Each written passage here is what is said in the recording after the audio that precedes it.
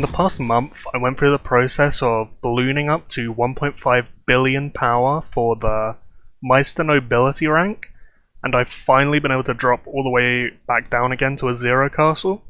The process of dropping that power took a lot longer than I expected and hoped for, but I'll go into that in a bit.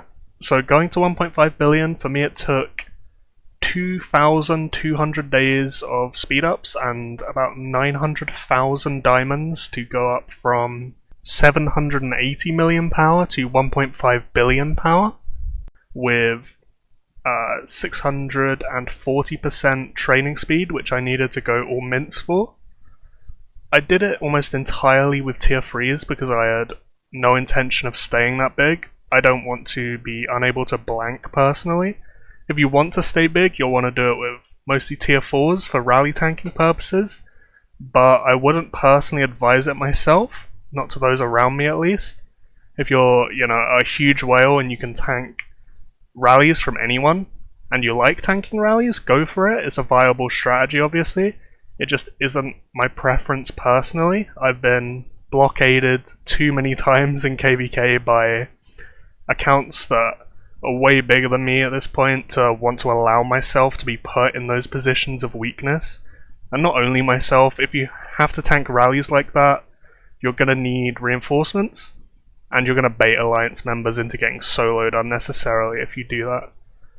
I think when you're in a mid-tier alliance or a small one, you just have to be realistic with these things. There's always going to be a bigger fish, and you should probably set up your castle in a way that can at least survive in the worst possible scenario given that.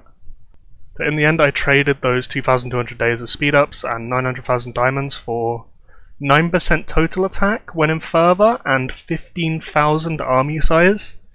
Is that worth it? I don't know.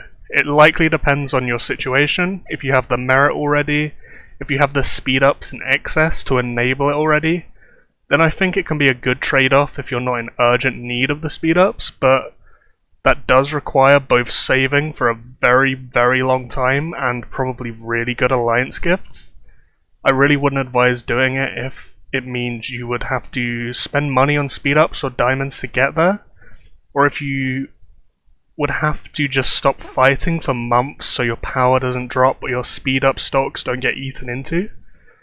For me, I knew it was then or never. I go through too many speed ups in fighting situations, and I can't just not fight when I need to, given my situation, so when I knew it was mathematically possible, I just went for it immediately.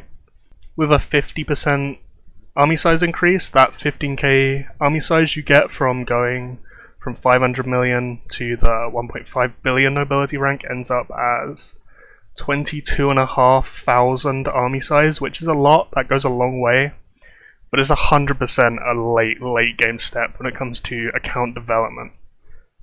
When I ballooned up, I was intending to drop all the power in KVK, and then I tried soloing everything in sight, and I lost my lord twice in the first hour and a half of the event. So I was like, well, if I keep doing this, I'm going to get blockaded and rallied without my lord, and we're 100% going to lose KVK because I can't fight, and no one is benefiting from me doing this at all. So I chilled out. I played KVK fairly normally. I did get blockaded later, and I thought about tanking more rallies, but I didn't want to lose KVK, so I just bailed and bubbled, and then I had to wait until CCS. In hindsight, I see why people do it in CCS. It's 100% the best place to do it in if you want to drop the power quickly for a few reasons. One, if you go attacking trying to lose it, you can't lose your lord, which makes such a big difference. Two, you can't let anyone else down with all your troop deaths, because if you go into KVK and you suicide 25-30 million troops, you're giving away such an absurd amount of points, and if it's a close-up matchup, you'll lose entirely because of that, because of you, and that sucks. And then 3, obviously you still get the tokens for it, so you're indirectly converting those speed ups you used to get there back into account strength through the badges with battle and bravery tokens.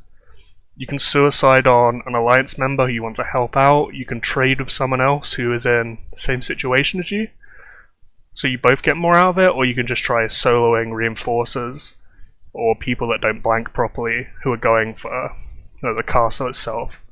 I'm pretty content with what I did, which was just trade 10 million tier 3s with someone, and then give another 10 million tier 3s to one of the best banners in our alliance who I've been playing with for over 2 years now, who still needed their token badges to gold. If you're not a big account, trying to solo people in CTS is obviously very, very risky, so the trading approach is much safer. In our matchup this time, we had, I think, 4 max accounts on the map, which is pretty scary. They can, all solo the majority of accounts in this game, so overall with this process, in terms of advice, if you want to go back down to a 0 castle, train only tier 3s and do it right before CCS and then just suicide them. If you want to stay big, you're going to want to train tier 4s, which will take a lot longer and take more resources.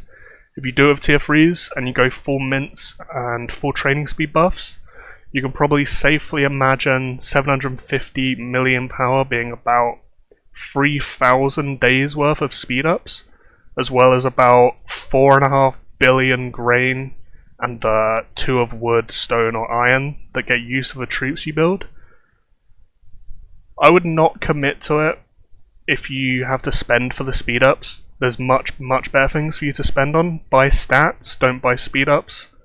Even if the destination here gives stats, it's not enough to justify it. And I think that's about it. That is my path to 1.5 billion power and back.